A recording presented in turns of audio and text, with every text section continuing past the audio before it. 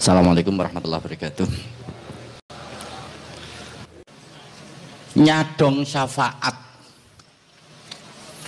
itu menyembunyikan sebuah asumsi ono nabi ning kono, nun jauh di sana atau nun dekat di sana. Yang jelas asumsi dasarnya adalah kita dan nabi itu beda. Terus nyadong, nek nyadongnya kurang dawa ngene, kurang banter nggawa speaker dan lain-lain. Asumsinya kita dan nabi itu beda. Asumsi yang sama juga berlaku ketika misalkan kita ngomong mari berdoa. Oh, Gusti Allah ning kono, aku ning kene, objeknya di sana. Sehingga ada tiga pihak, saya, Allah, lalu objek sing meh didungani itu opo.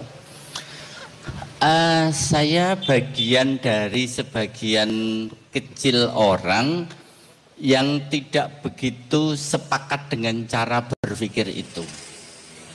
Saya melihat bahwa, tapi ini debatable ya, oleh ngomong-ngomong sing rada biar tidak ada muncul saya, kamu, dia, biar hilang. Saya terinspirasi oleh sebuah hadis, man as'adun nasi bisyafa'atik ya Rasulullah. Siapa orang yang paling berhak mendapatkan syafaatmu? Jawabannya Rasul di luar dugaan. Man qala la ilaha illallah biqalbihi wa nafsihi.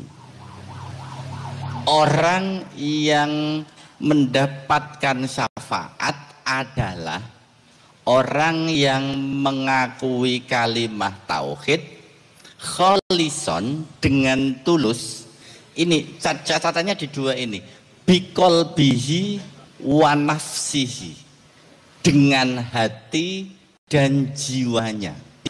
Ada dua kata yang secara vulgar, secara mantuk, secara eksplisit disampaikan Rasul bahwa syafaat hanya berlaku kepada orang yang mengakui keberadaan Allah secara tulus dengan hati dan jiwa. Saya memaknai nafas bukan diri. Syafaat itu hanya berlaku bagi orang yang hati dan jiwanya berikrar tentang ketuhanan. Dua hal, hati dan jiwa. Kalau ini kita bedah secara lebih mendalam, orang itu kan fisik non fisik, makhluk jasmani dan rohani. Jasmani kan rasa diomong, clear wis duwe kabeh, doktere yo jelas, yang pinggir-pinggir dalan kuwi dokter jasmani kabeh. Nah, yang rohani itu kan isine papat, roh, jiwa, nafas, qalb, akal. 4. Nah, ikrar ketuhanan itu bukan oleh lisan, lambe iki, karena lambe ini bagian dari jasmani. La tahzan innallaha ma'ana. Sing muni apane? Lambene, cangkeme, cocote. Sing ngomong dene nggak berlaku, Bos. Nggak berlaku. Rasa ngomong syafaat nek angger sing muni la tahzan innallaha ma'ana, lambene, hati dan jiwa. Oke, clear. Apa perbedaan hati dan jiwa? Dalam literatur sufi,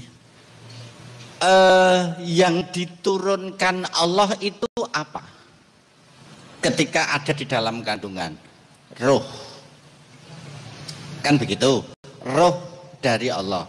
Sing hasil urunane bapak ibu apa? Fisik. Fisik. DNA kan mesti bisa dibuktikan. Ora beda ya nek beda ya anake tanggane mesti. Nah, kan gitu toh. Hasil urunane wong tua mesti keluar yang jasmani. Akal. Hati. Ya. Itu hasil urunane wong tua. Nah, hasil urunane wong tua ini kemudian datanglah roh. Gitu kan? Maka lahirlah orang ini dengan keutuhan fisik dan non fisik. Nah, maka keutuhan inilah yang kemudian disebut nafas. Nafas itu adalah kumpulan dari fisik, hati, akal yang sudah bercampur roh. Makanya kalau ngomong ya ayatuhan nafsul mutmainnah, wahai jiwa yang tenang, bukan diri sebenarnya. Ya orang banyak menerjemahkan ya, tetapi pemaknaannya adalah nafas itu adalah keutuhan itu. Keutuhan dari fisik non fisik itu disebut nafas.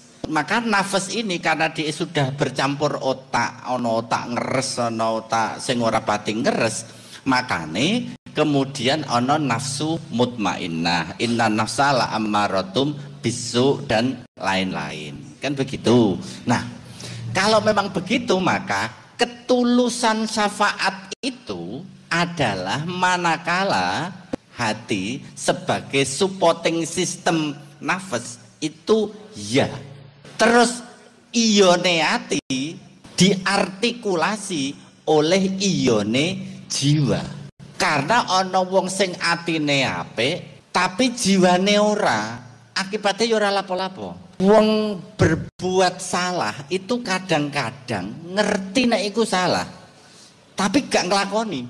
Wis contoh sing paling gampang wis ben rasa dawa-dawa. Ada ndak koruptor yang nggak ngerti kalau korupsi itu jelek? Nggak ada. Ada nggak maling yang nggak ngerti kalau mencuri itu jelek? Nggak ada. Ada ndak maling yang mendidik anaknya, le kue sekolah sing pinter engko terusno profesine bapak sebagai maling? Ada nggak ya itu? Gua wong aku guru madin desa itu sing bapake rada maling-maling kuwi juga anake dikon maca Quran sing pinter kok. Jadi itu dia punya hati tetapi tidak tertransformasi ke nafas. Karena tidak tertransformasi ke nafas, maka organ luar juga tidak. Gitu loh persoalannya. Nah, sehingga dalam konteks ini mesti kita ngomong konteks koherensi, konteks keutuhan manusia. Jika ngomong konteks keutuhan manusia, lalu posisinya Muhammad di mana? Nah, sekarang ruh yang masuk ke kita itu ruhnya siapa? Ruhnya Allah. Fa idza sawaituhu wa nafakhtu fihi min ruhi. Oke. Ruhnya Allah itu gimana? Apakah segelas kene siji dicuilno digoreng-goreng manusia atau gimana? Enggak. Terjemahannya dalam bahasa filsafat modern disebut emanasi, kan begitu toh? Artinya bahwa ada pancaran roh ini yang kemudian itu disebut sebagai hakikat Muhammadiyah, atau sing wong NU ngomong Muhammadiyah biasanya menyebut Nur Muhammad, kan gitu toh? Itu kan barangnya podo toh, hakikat Muhammadiyah karo Nur Muhammad, kan begitu. Nah, itu yang kemudian memancar ke kita, bercampur dengan tubuh, akhirnya menjadi diri secara utuh. Di situ ada roh, ada nafas, ada qalb, ada akal. Nah, dengan pemaknaan seperti ini, maka sesungguhnya syafaat itu pasti muncul manakala hati dan jiwanya kembali sesuai standar pabrik yang turun. Bukan kok karena ono Kanjeng Nabi syafaati saya. Iya syafaati, tapi dapuramu siap ora? Kopi iki, Beb. Kopi. Iso ning kene iso tak nikmati karena ono wadahe. Tapi nek ning kono tak sok ngene, yo tetep kopi. Tapi gak iso dinikmati karena apa? Enggak ada tempatnya. Jadi tugas kita sesungguhnya agar bisa mendapat syafaat, jane ora perlu njaluk, ora perlu apa, siapkan aja garasinya siap. Angger ono garasine wong karena memang ada rohnya otomatis akan muncul. Itu loh pemaknaan syafaat seperti itu satu.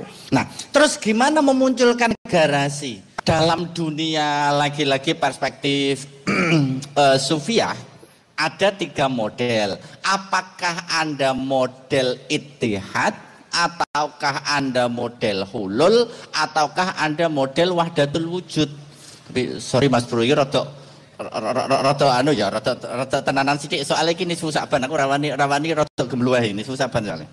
Jadi 3 model itu. Kalau model ittihad bosnya namanya Yazid Al-Bustami, kan begitu toh.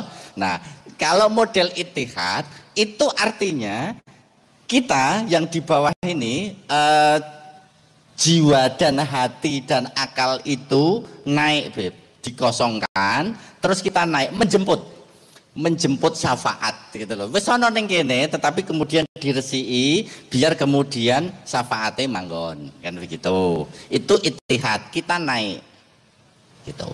Kalau model hulul bosnya namanya Jalaluddin Rumi, kan begitu. Itu hulul itu gak ngono. Kono itu barang mesti angger wadah angger garasimu siap otomatis dia turun.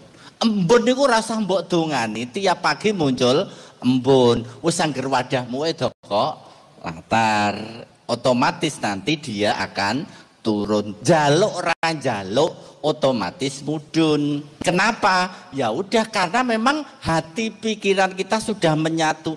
Untuk kowe nek didolimi wong ora usah ndonga ya Allah ahlikil kafarata wa zalimin. Ora usah muni ngono. Iku ora urusan lambe laan. Kowe nek didolimi wong meneng ae.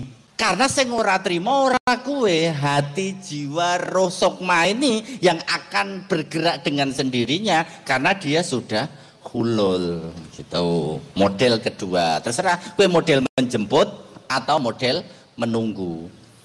Atau model yang ketiga, ora ono menunggu, ora ono menjemput. Ini bosnya namanya Ibnul Arabi, Wahdatul Wujud. Ya karena memang siji.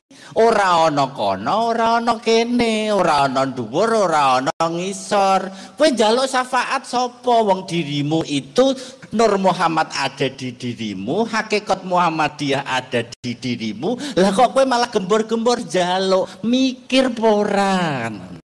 Kalau modelnya Wahdatul Wujud. Gitu. Sehingga nyadong syafaat itu polanya 3, tinggal model hulul, model ittihad atau model wahdatul wujud. Tetapi apapun ceritanya ojo kakean cangkem. Nah, angger kakean cangkem ora dadi. Karena ini butuh sinkronisasi antara hati, pikiran, jiwa dan roh. Gitu loh. Jadi memang ya namanya mengekstrak gitu ya. Jadi ekstraklah otakmu, hatimu, jiwamu dan fisikmu menjadi satu agar kompatibel. Nah, kalau sudah begini silahkan moco ayat kursi. Allahu la ilaha illa huwal hayyul qayyum. La ta'khudhuhu sinatu wala naum. Lahu ma fis samawati wa ma fil ard. Man dalladzi yashfa'u indahu illa bi iznih. Ya'lamu ma baina aydihim wa ma khalfahum wa la yuhituna bi syai'in min ilmihi illa bima syaa. Wasi'a kursiyyuhus samawati wal ard wa huwal aliyyul azim. Oke, kita preteli. Untuk bisa bersyafaat, memunculkan energi syafaat. Kata kuncinya ayat kursi. Oke, ben anu, uga ke Arab-Araban ya, ben ora ke Arab-Araban. Syafaat itu basa Jawane apa to? Sing kondo sapa? Nalare piye? Pitulung itu kan ya maunah. Kok iso syafaat mbok maknane pitulung? Nalare piye? Jangan-jangan, nah lagi-lagi kita terkritik di sini. Jangan-jangan akalnya nggak jalan. Nek akalnya nggak jalan, hati yang tugasnya memproses nggak jalan. Kalau nggak jalan, bagaimana dengan jiwanya? Tambah nggak jalan. Lah ngono kok pengen untuk syafaat kan tambah tuh. Ya orang kok minter-minter gitu loh dah. Tapi ki ngomong bloko suta lah. Ngomong bloko suta lah cara kudusan. Syafaat itu dari kata asyaf'u, maknane genep. Jadi syafaat itu maknane genepi bro. Jadi sebut aja persyaratannya untuk bisa minum kopi ini 10 gitu. Kue duwe telu ora apa-apa wis sing 7 tak imboi tak genepi sret, lalu kamu dianggap selesai. Iku jenenge syafaat. Syafaat itu ora kok 0 kue dikei full. Iku jenenge gak syafaat. Jadi syaratnya jadi mantu 1 ganteng, 2 sugih, 3 sumeh, 4 terus ono 5. Lah kue ganteng ora, pinter ora, sugih apa meneh. Tapi kan aku masih punya 1. Apa tulus mencintaimu? Wah, misalnya terus moro tuh oh ya wis kekurangannya tak imboi kue kuliah dhisik sekolah engko tak modali ben rada pantes kue ring salon ngono. Nah, ngono lho. Iku jenenge nyafaati, genepi kekurangan. Iku jenenge syafaat.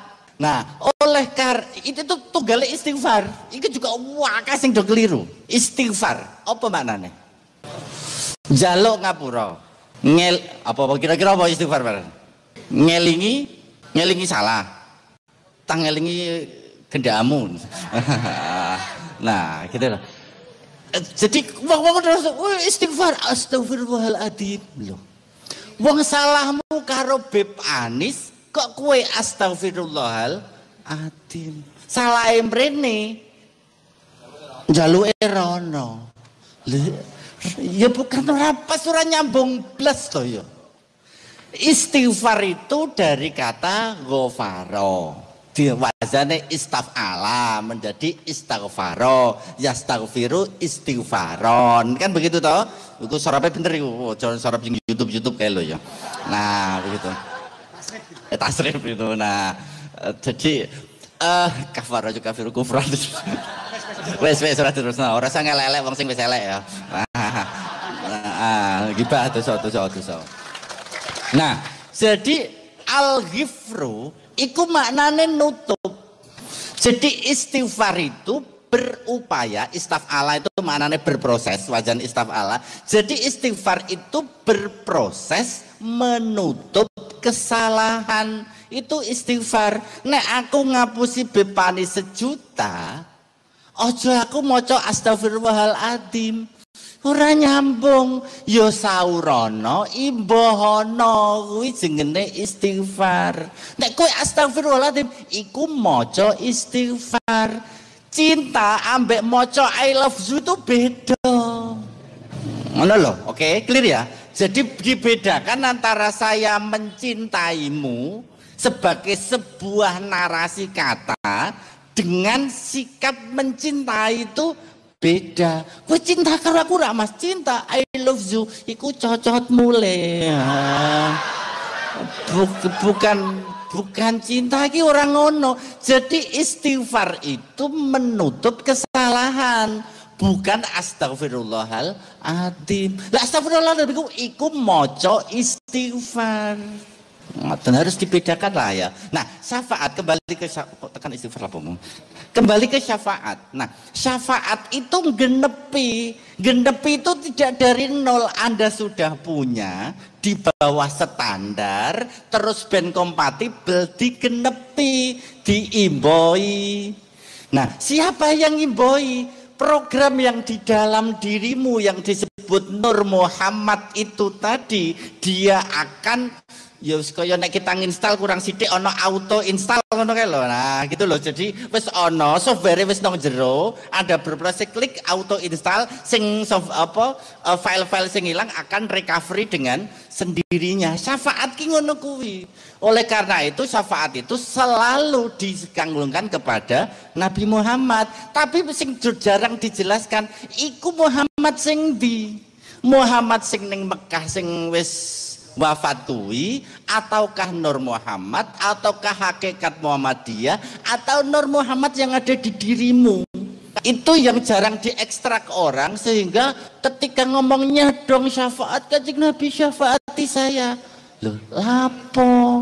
Wes tak jero kono undangem dirimu sendiri. Nah, kalau ini sudah terinstal, maka dengan sendirinya kamu akan mendapatkan syafaat dan kamu bisa mensyafaati. Man yashfa syafa'atan hasanatan yakun lahu nasibum minha. Jadi setiap orang itu bisa memberi syafaat baik di dunia ataupun di akhirat dengan skema itu tadi. Bahwa kemudian wow, tapi kan ono Kanjeng Nabi, iya, yang punya tenaga tertinggi itu nanti Nabi, tapi mbosok kapan ning endi kowe uman atau tidak, daripada ngomong sing dawa-dawa, yang ada sekarang itu seperti itu. Nah, kata kuncinya adalah Allahu la ilaha illa huwa. Oh, lagi-lagi la ilaha illallah toh, ketuhanan Al-Hayyul Qayyum. Kata kuncinya di dua itu dok. Al-Hayyu, hidupkan itu di dalam sini.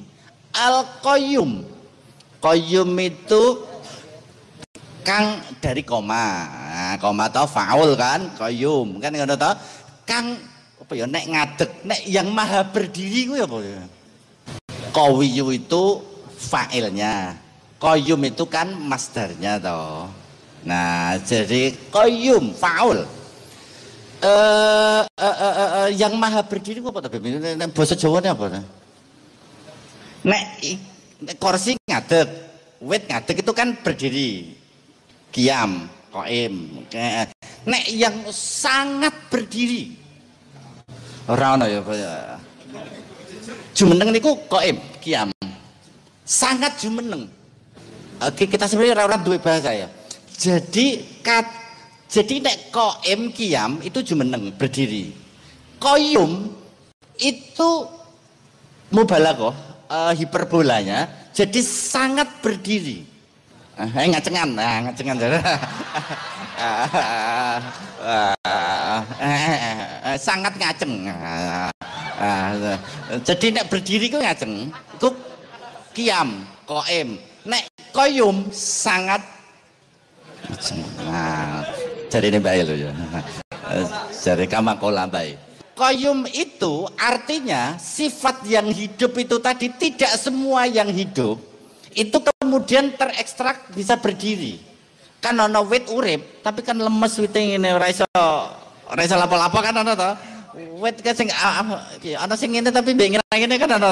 Ora iso tegak ngene. Nah, jadi la ilaha illallah itu, ketuhanan itu akan memunculkan syafaat manakala dia hayyu, manakala dia qayyum. Karena berdiri maka dia melibatkan seluruh organ, mulai yang physically sampai yang intellectuality sampai yang spirituality, semuanya harus jalan. Nah, indikatornya, nah kalau memang sudah ketuhanan itu sudah terinstal, sudah hidup dan sudah menyatu dengan tubuh, amemuni sudah ngaceng menurut tiga. Nah begitu, maka la ta'khuduhu sinatu wala naum, tidak ada lagi kata lupa atau kata tidur. Ya'lamu ma baina aydihim wa ma khalfahum, ngerti ngarep, ngerti mburi, macam-macam. Dan mandalladzi yashfa'u indahu illa biizni.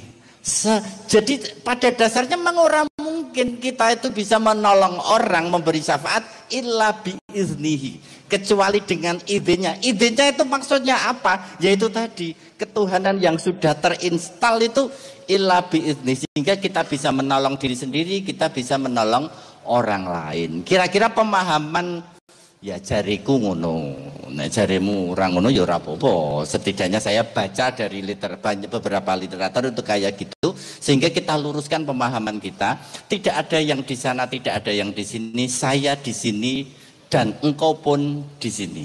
Jadi manunggal, sudah ittihad, tidak lagi ada dimensi yang berada di luar kontrol kita. Semuanya menjadi koheren dalam sukmo, dalam jiwa, dalam raga, dalam hati, dan dalam otak kita. Inilah yang disebut insan kamil yang berhak mendapatkan syafaat dan bisa mensyafaati. Kurang lebih begitu.